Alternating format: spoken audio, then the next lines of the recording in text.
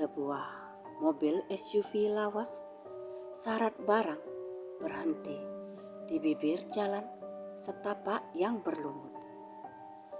Dari balik jendela, sinar matahari yang masih malu-malu menyambut 5 wajah penuh antusiasme, terbingkai oleh rimbunnya pepohonan yang menjulang tinggi.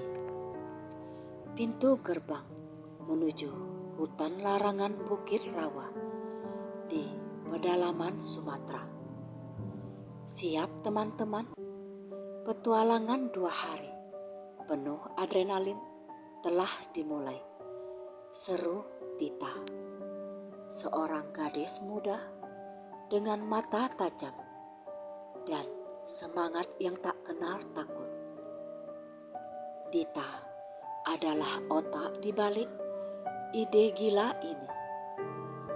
Di sebelahnya, Rian, kekasihnya yang jangkung dan tenang, tersenyum maklum sambil memeriksa ranselnya.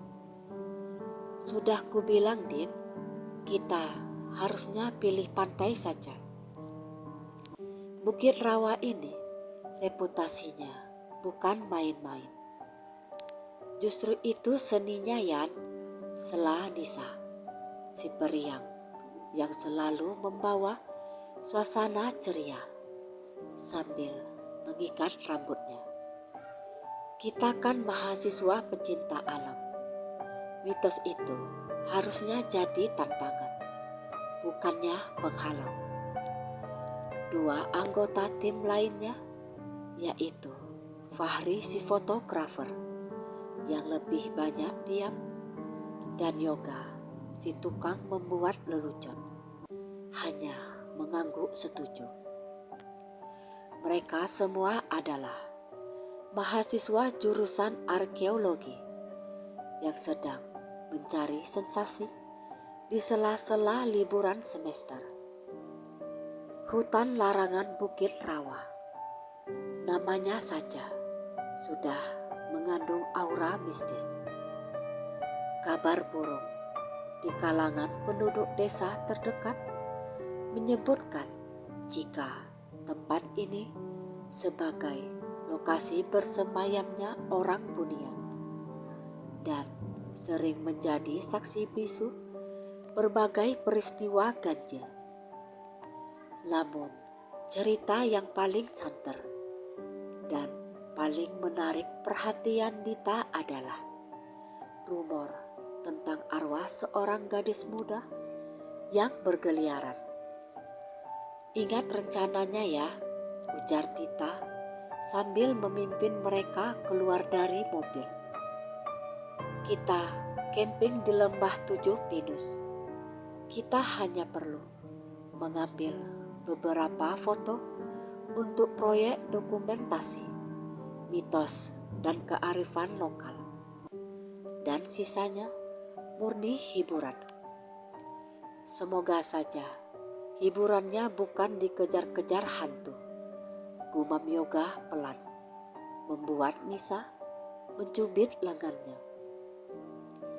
Saat mereka sibuk mengeluarkan tenda dan peralatan, sebuah suara serak memecah keheningan. Anak-anak muda, kalian mau kemana?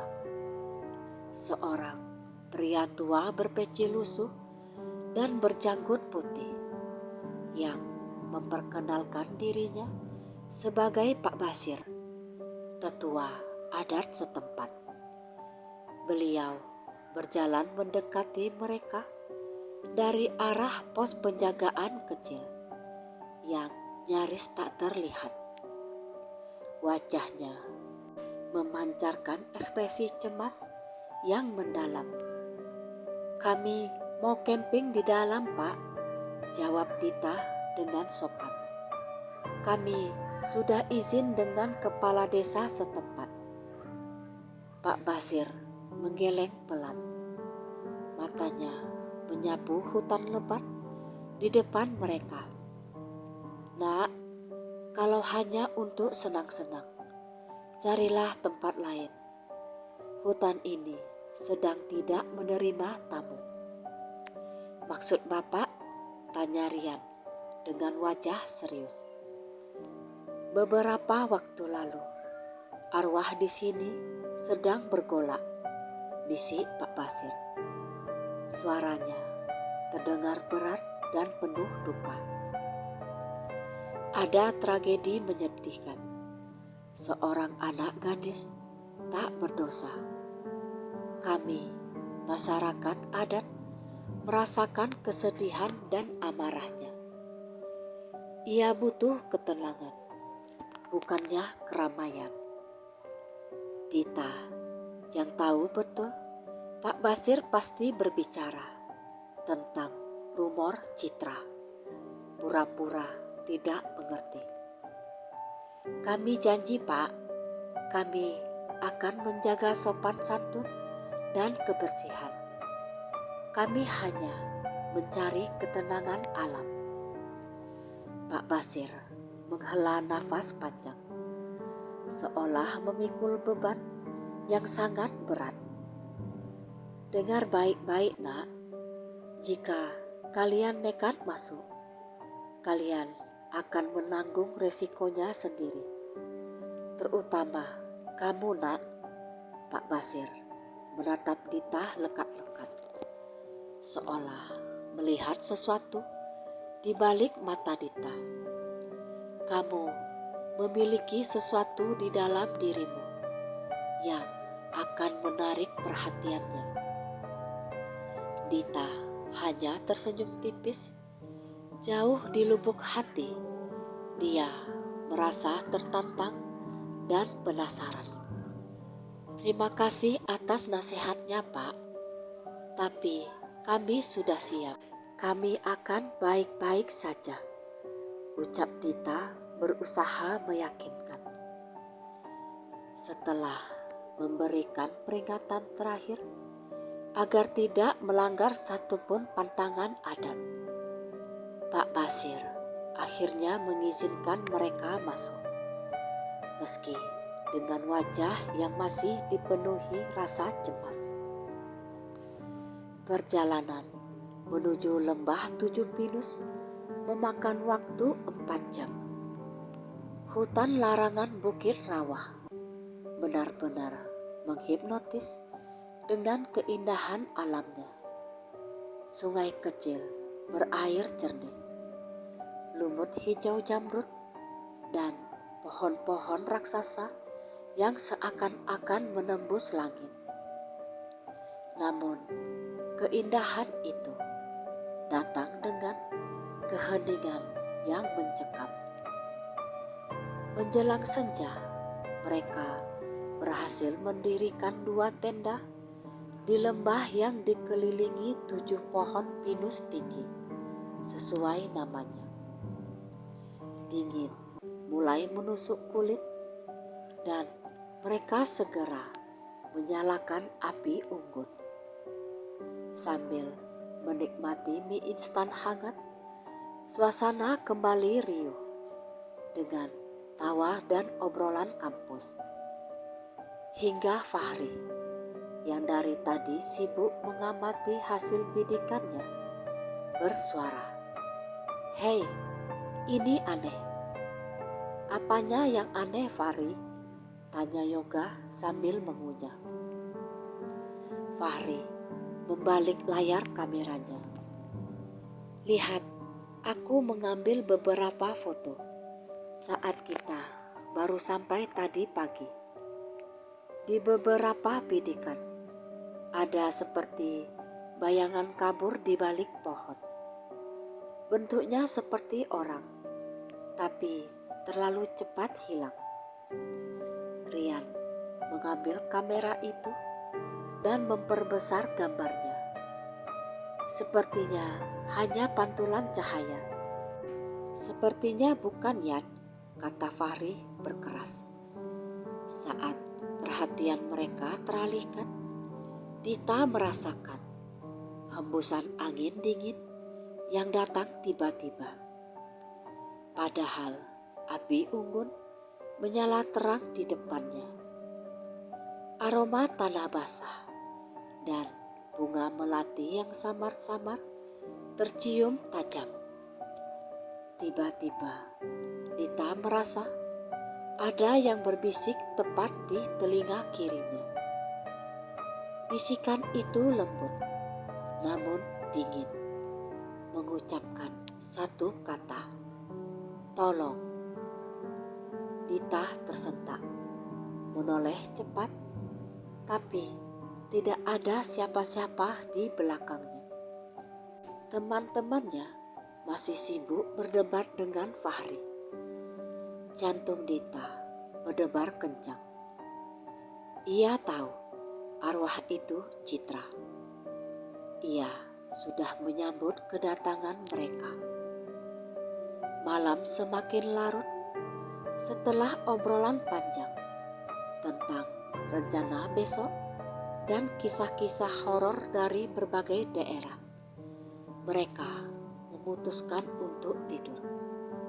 Dita tidur bersama Nisa di satu tenda. Sementara Rian, Fahri, dan Yoga berada di tenda satunya lagi. Tepat pukul 2 dini hari, Dita terbangun karena kedinginan. Selimut tebal yang ia gunakan terasa seperti kain tipis. Ia melirik Nisa yang tertidur pulas di sampingnya. Kemudian ia mendengar sesuatu. Suara isakan tangis yang sangat lirih, seperti suara seorang gadis yang berusaha keras untuk menahan tangisnya agar tak terdengar. Suara itu datang dari luar tenda.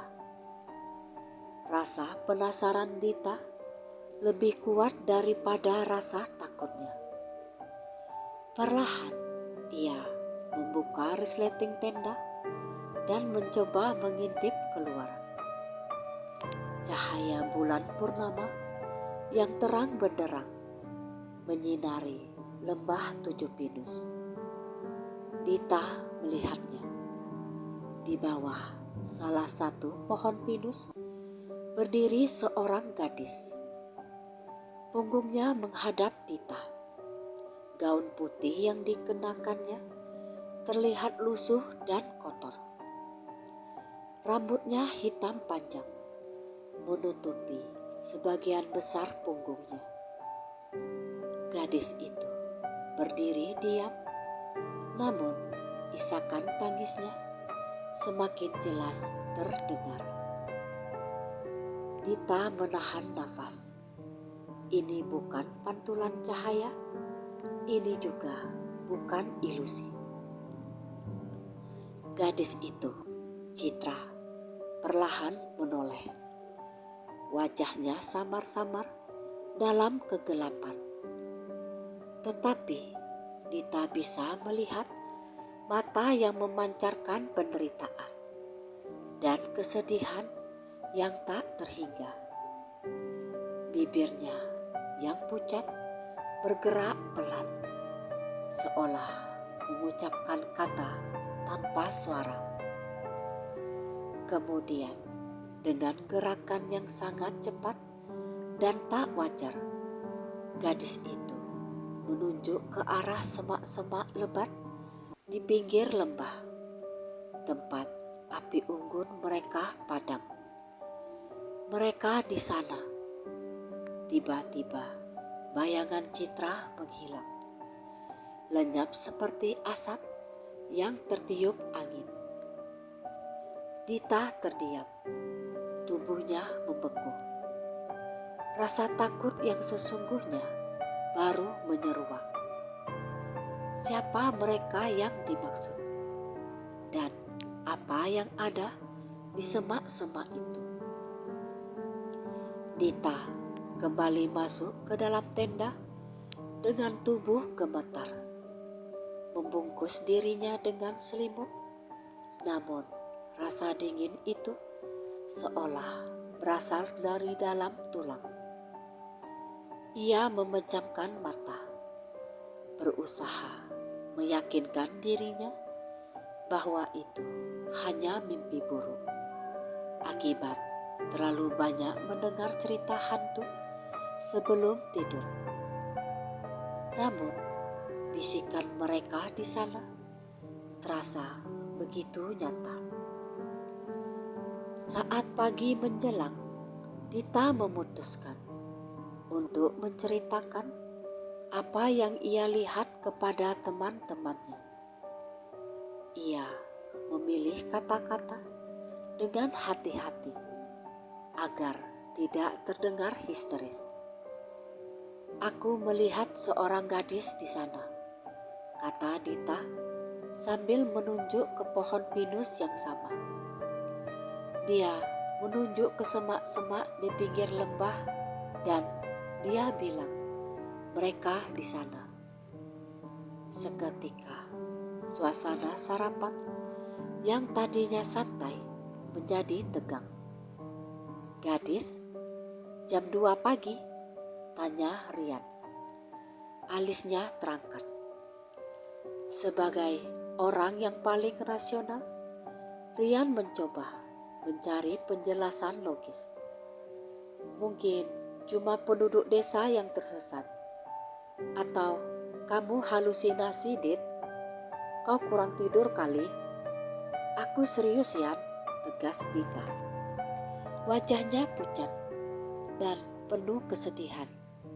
Gaun putihnya lusuh dan aku mencium aroma melati yang kuat. Nisa dan Yoga saling pandang. Raut wajah mereka berubah. Fahri, yang sensitif dengan hal-hal visual, justru terlihat tertarik. "Semak-semak yang mana, Dit?" tanya Fahri sambil membawa kameranya. Dita menunjuk ke arah pinggir lembah yang ditutupi oleh semak belukar yang sangat lebat, tempat mereka membuang sisa api unggun semalam. Didorong oleh rasa penasaran dan keyakinan Dita, mereka berlima akhirnya memutuskan untuk menyelidiki. Mereka mendekati semak-semak itu secara perlahan. Rian membawa parang kecil, sementara Yoga memegang senter, meski hari sudah terang. Di balik semak yang padat, mereka menemukan sebuah cekungan kecil di tanah yang tertutup daun kering. Rian mulai membersihkan daun-daun itu dengan hati-hati. "Tidak ada apa-apa, Dit, hanya tanah dan beberapa batu," kata Rian. Namun, Dita mencium bau aneh. Bukan bau melati, melainkan bau seperti besi tua dan tanah yang baru digali. "Tunggu, lihat ini," seru Nisa. Ia menemukan sepotong kain kecil tersangkut pada akar pohon.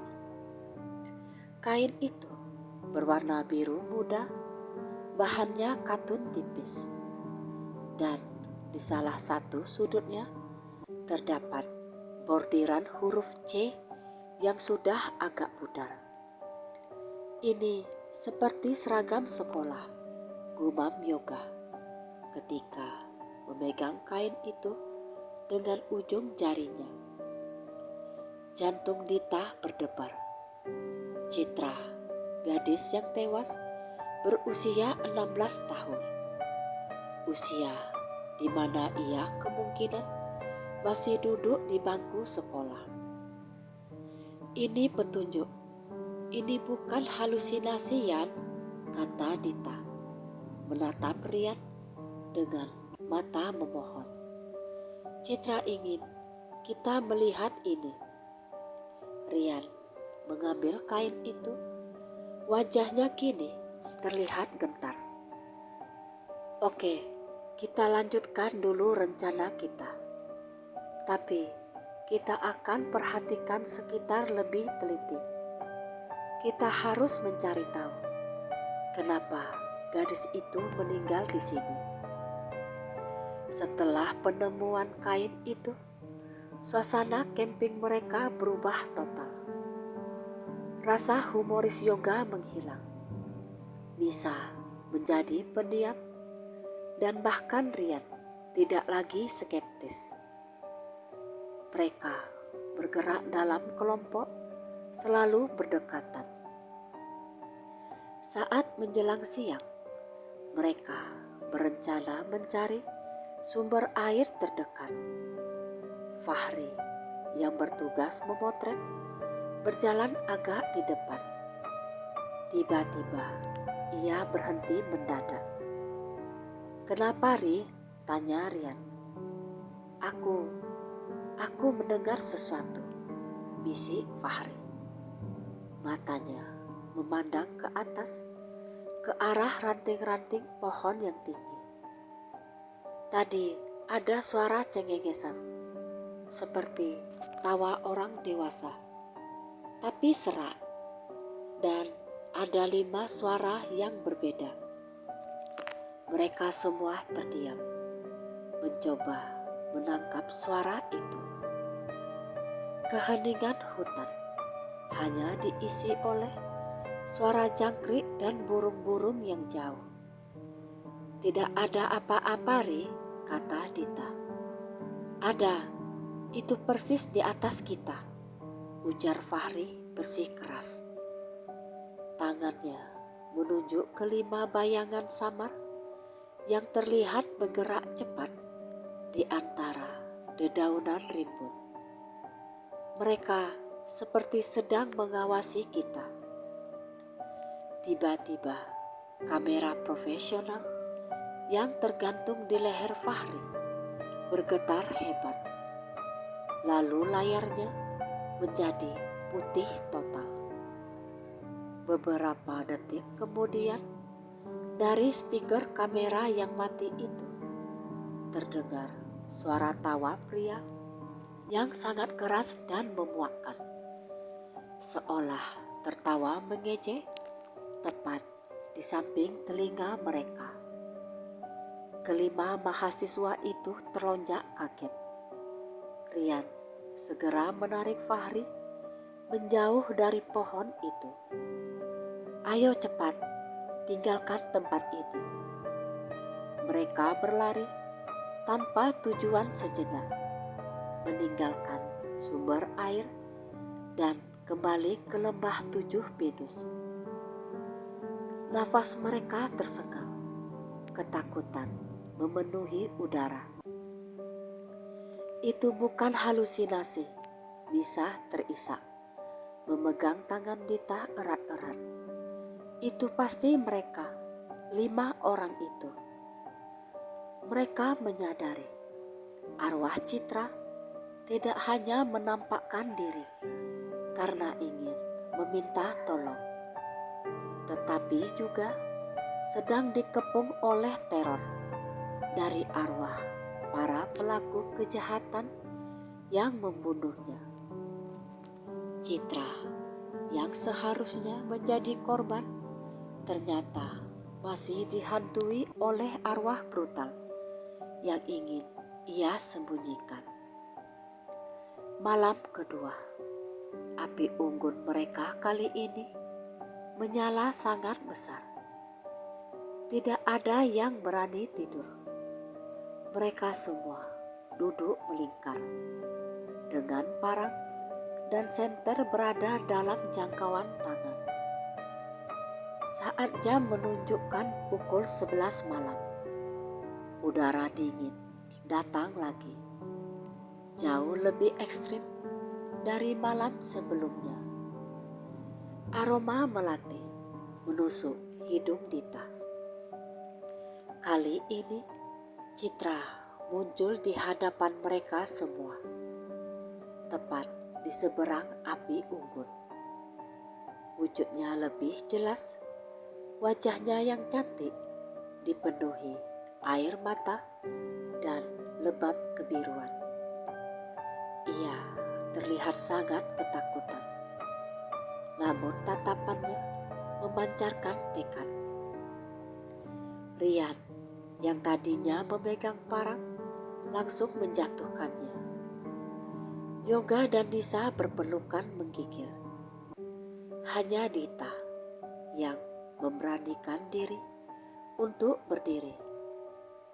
"Citra, kami ingin membantumu," kata Dita dengan suara yang bergetar.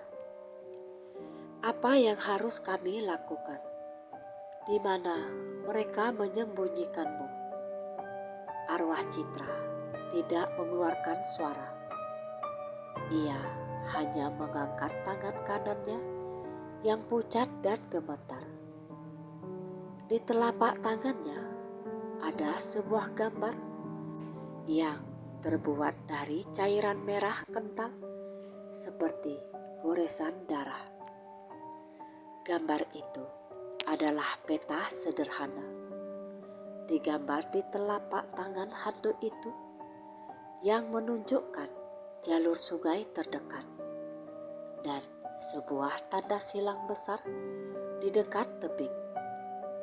Tebing itu, Rian bergumam, seakan mengenali simbol yang digambar. Itu tebing Batu Gantung, tempat yang sangat terpencil, sekitar 1 jam perjalanan dari sini. Tiba-tiba angin berhembus kencang, mematikan api unggun mereka, membuat suasana menjadi gelap total. Di dalam kegelapan, mereka semua mendengar suara Citra. Lirih namun jelas, seolah ia mengumpulkan seluruh energinya untuk berbisik. "Tolong, kubur aku dengan layak di sana." Begitu suara itu hilang, kegelapan menjadi pekat dan berat. Namun, sebelum senter-senter mereka menyala, Dita menangkap sekilas 5 bayangan hitam berdiri tegak di sekeliling mereka, seperti penjaga brutal yang tersenyum penuh kemenangan. Mereka tahu misi mereka bukan hanya tentang camping atau dokumentasi.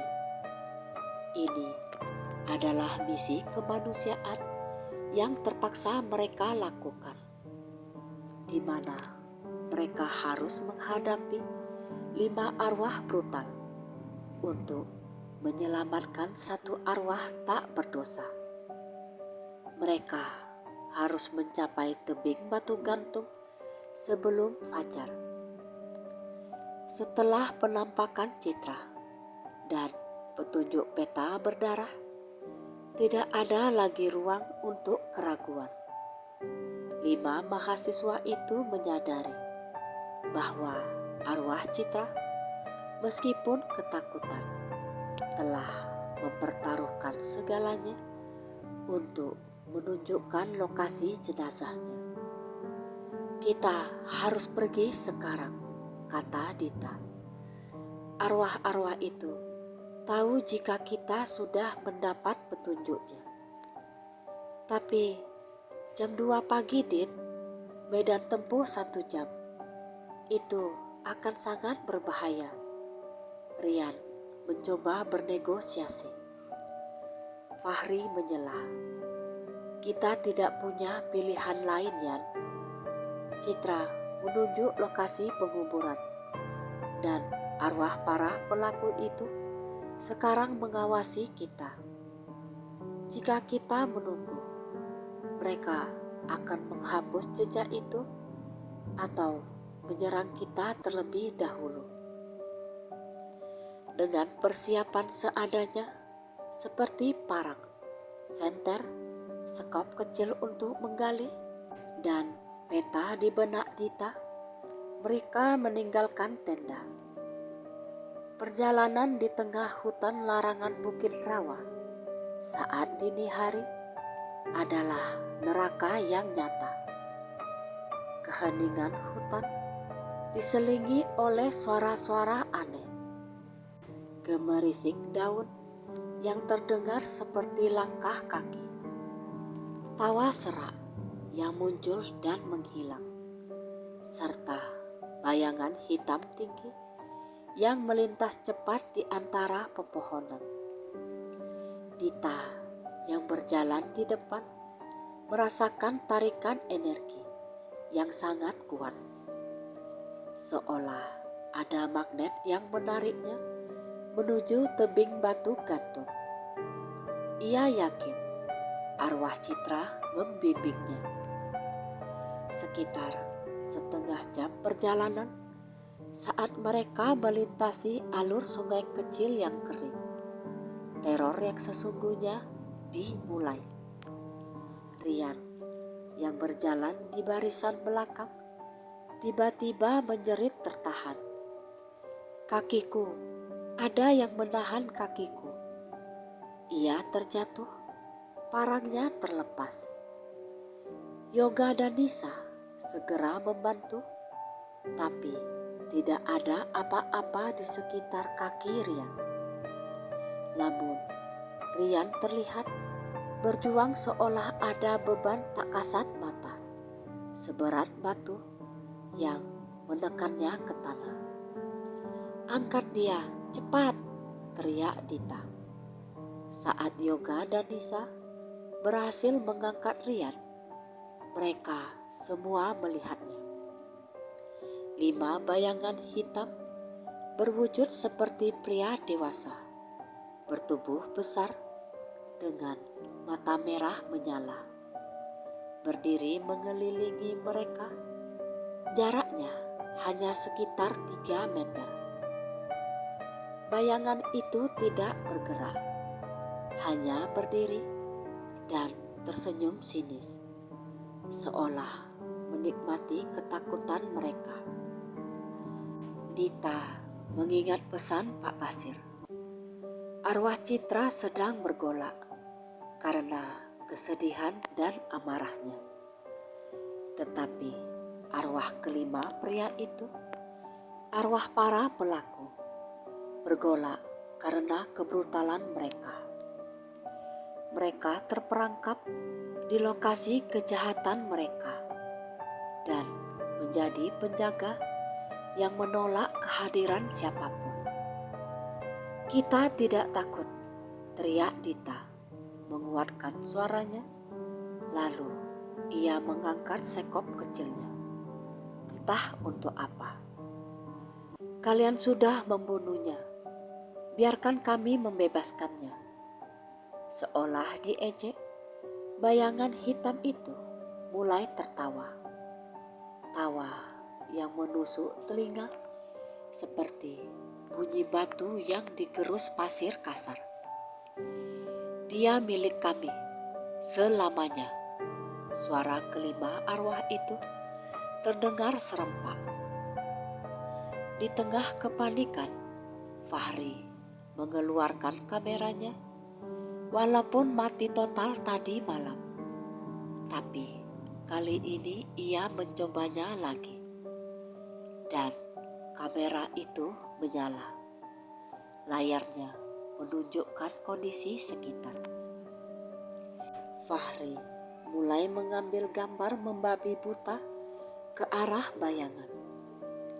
Ajaibnya, saat kilatan flash menyambar, bayangan-bayangan itu tampak kesakitan dan mundur teratur. "Cepat, cahayanya mengusir mereka," seru Fahri. Mungkin karena mereka tak ingin kejahatan mereka terekam. Mereka memanfaatkan momen itu.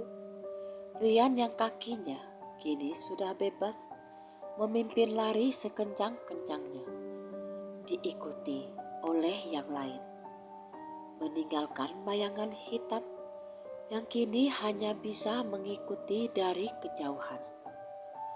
Akhirnya mereka tiba di tebing batu gantung. Pemandangan itu mencekam. Sebuah tebing curam menjulang dengan akar-akar pohon besar menggantung di sisi-sisinya. Persis di bawah tebing, di balik batu besar yang ditandai citra dengan simbol silang, terdapat gundukan tanah yang mencurigakan. Tanah itu terlihat lebih gembur dan baru digali daripada area sekitarnya. Ditutupi lumut tipis yang sengaja diletakkan untuk menyamarkan. Mereka mulai menggali, bergantian menggunakan sekop kecil. Dita menggali penuh energi. Dalam hati, ia memohon kepada Citra agar diberi kekuatan. Kami datang, Citra. Kami akan membantumu pulang. Rian dan Yoga menjaga di belakang sambil terus mengawasi hutan. Sesekali mereka menangkap kilasan bayangan di antara pohon, mengamati dari jauh, menunggu kesempatan untuk menyerang. Arwah-arwah itu tidak lagi tertawa. Mereka sekarang dipenuhi amarah yang membara. Setelah hampir 1 jam menggali, Dita merasakan sekopnya membentur sesuatu yang keras. Bukan batu, melainkan pakaian. Semua berhenti. Jantung mereka berdegup kencang dan dengan tangan kosong, Dita mulai membersihkan tanah dibantu Nisa. Di sana terbaring jenazah seorang gadis. Tubuhnya diselimuti kain lusuh. Tubuhnya ringkih, namun dari sisa pakaian yang terlihat, mereka tahu itu adalah Citra, gadis berusia 16 tahun yang menjadi korban kebrutalan para pria bejat itu. Jenazahnya dikuburkan secara tidak layak, seolah hanya membuang sampah. Tangisan Nisa memecah keheningan. Dia sangat muda. Dita menatap jenazah itu dengan air mata. Ia merasakan kesedihan dan ketidakadilan yang dirasakan Citra. Tepat di saat itu, suasana hutan kembali dingin dan aroma melati terasa sangat kuat. Arwah Citra berdiri di samping Dita, mengamati jenazahnya sendiri. Air matanya tak terbendung. Tiba-tiba 5 bayangan hitam itu bergerak cepat, melesat ke arah mereka. Mereka tak lagi mundur. Amarah mereka telah mencapai puncaknya. Mereka datang. Bertahanlah, teriak Rian, mencoba melindungi Dita dan jenazah Citra dengan tubuh. Dita memejamkan mata, memeluk jenazah Citra dan membisikkan doa. Citra, istirahatlah dengan tenang. Kami akan pastikan kamu dikubur dengan layak. Kami akan memberikanmu kedamaian. Saat Dita membuka mata, arwah Citra yang berdiri di sampingnya tidak lagi terlihat takut.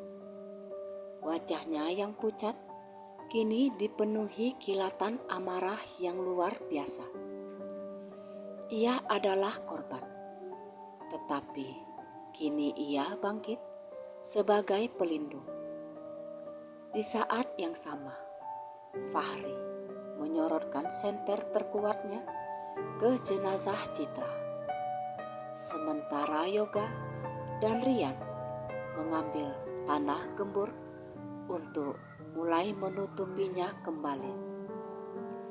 Tindakan untuk menguburkan jenazah Citra secara layak adalah pemicu. Arwah Citra menjerit pilu, dan energi dari teriakan itu seolah menahan laju kelima bayangan hitam di udara. Dita menyadari mereka tidak perlu melawan. Mereka hanya perlu menyelesaikan tugas Citra. "Ayo cepat, tutup kembali tanahnya," teriak Dita. Saat gundukan tanah menutupi sepenuhnya jenazah Citra, dan Dita meletakkan selembar daun sirih sebagai simbol permohonan maaf. Sebuah cahaya putih terang tiba-tiba menyelimuti tebing batu gantung. Cahaya itu sangat menyilaukan, membuat kelima arwah brutal menjerit kesakitan sebelum akhirnya lenyap, terhisap ke dalam kegelapan pekat yang tidak berdasar.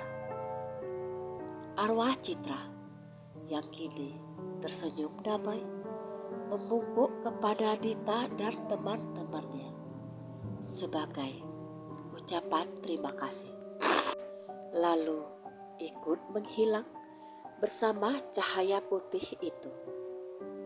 Kini hanya ada 5 mahasiswa yang terengah-engah berdiri di samping sebuah kuburan baru yang disamarkan. Keheningan hutan kembali.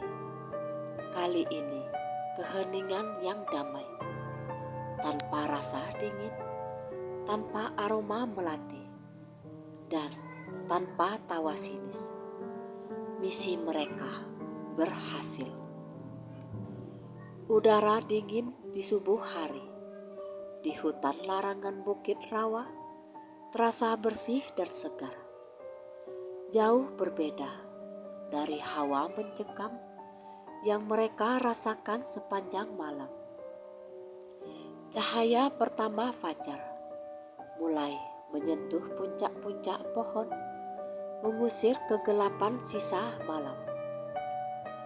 Dita dan teman-temannya berdiri diam di depan gundukan tanah yang baru saja mereka ratakan. Tempat Citra kini beristirahat dengan damai. Mereka telah menggunakan batu-batu kecil untuk membuat nisan sederhana sebagai penanda bahwa jenazah itu kini mendapatkan tempat peristirahatan yang layak, bukan lagi sekedar lubang buangan. Rian meletakkan seikat bunga hutan liar di atas makam. Kita sudah melakukan hal yang benar. Kita sudah membebaskannya. Dita menatap makam itu dengan rasa lega yang luar biasa. Ia merasakan koneksi yang kuat dengan arwah Citra. Sebuah koneksi yang kini terputus dengan damai. Tidak ada lagi rasa ditarik atau terbebani. "Sekarang kita harus pulang," kata Dita, melirik arloji di pergelangan tangannya. "Kita sudah menghabiskan waktu terlalu banyak di sini. Kita harus keluar sebelum hari benar-benar terang dan kita berurusan dengan penduduk desa." Mereka mengemasi perlengkapan dengan cepat. Kepergian kali ini terasa ringan. Hutan yang sebelumnya terasa penuh teror dan ancaman, kini terasa seperti hutan biasa yang sunyi dan tenang. Bayangan hitam, tawa serak, dan rasa dingin yang menusuk tulang telah sirna sepenuhnya. Pukul 10 pagi, mereka tiba kembali di bibir jalan setapak, tempat mobil mereka diparkir. Keluar dari gerbang hutan larangan Bukit Rawa, rasanya seperti keluar dari dimensi lain. Pak Basir, tetua adat yang memberikan peringatan kemarin, sudah menunggu di pos penjagaan kecil. Wajahnya kali ini tidak lagi dipenuhi rasa cemas, melainkan ketenangan yang mendalam. Seolah dia sudah tahu apa yang terjadi. "Syukurlah kalian kembali," kata Pak Basir. Suaranya pelan namun penuh makna. Dita mengangguk, menyerahkan kunci mobil kepada Rian. "Kami kembali, Pak, dan kami menemukan apa yang seharusnya kami temukan." Pak Basir tersenyum, senyum tulus yang belum pernah mereka lihat sebelumnya. "Semalam menjelang subuh, saya merasakan kedamaian yang luar biasa melingkupi Bukit Rawa. Energi amarah dan penderitaan itu telah hilang, digantikan oleh ketenangan. Kami menemukan jenazah Citra," kata Rian terus terang. "Kami menguburkannya dengan layak di tebing batu gantung." Pak Basir memejamkan mata, mengatupkan kedua tangannya di dada. "Alhamdulillah, anak itu akhirnya tenang. Masyarakat adat di sini sudah lama merasa tidak enak karena tragedi itu, tapi kami tidak bisa menemukannya." Pak Basir menatap Dita lekat-lekat lagi. "Kamu, Nak Dita, kamu memiliki hati yang tulus dan keberanian yang langka. Kedatangan kalian adalah takdir. Kalian adalah perantara yang diutus untuk membebaskan arwah gadis itu dan membersihkan hutan ini dari energi buruk. Lalu, bagaimana dengan arwah kelima pria itu, Pak?" tanya Fahri. "Mereka terlempar kembali ke dalam kegelapan yang mereka ciptakan sendiri. Hukum alam itu berlaku. Mereka akan terus terpenjara dalam amarah dan dosa mereka sendiri, di tempat yang tidak akan pernah bisa mereka lepaskan. Bukit Rawa sudah bersih. Terima kasih banyak, Nak." Setelah berpamitan dengan Pak Basir dan berjanji untuk tidak pernah mengungkapkan lokasi makam Citra agar ia benar-benar bisa beristirahat tanpa diganggu, Dita dan teman-temannya memulai perjalanan pulang mereka. Di dalam mobil, suasana terasa hangat dan penuh syukur. Mereka tahu camping menantang adrenalin yang mereka rencanakan ternyata menjadi misi penyelamatan supranatural yang mengikat mereka selamanya. Mereka tidak hanya pulang dengan foto-foto bagus untuk proyek dokumentasi mereka, tetapi juga dengan kisah nyata tentang keberanian, persahabatan, dan penemuan makna kemanusiaan di tempat yang paling gelap. Proyek dokumentasi kita sekarang bukan lagi mitos dan kearifan lokal, tapi perjalanan kami membawa kedamaian kepada Citra, ujar Yoga sambil tersenyum lelah. Nisa tertawa kecil. "Kita harus berhati-hati menceritakannya di kampus, karena orang-orang mungkin tak percaya." Rian menggenggam tangan Dita erat-erat. Apapun itu, kita melakukannya bersama. Dan yang terpenting, Dita, kamu membuktikan bahwa keberanianmu itu bukan hanya nekat, tapi didorong oleh empati yang besar. Dita bersandar, memejamkan matanya.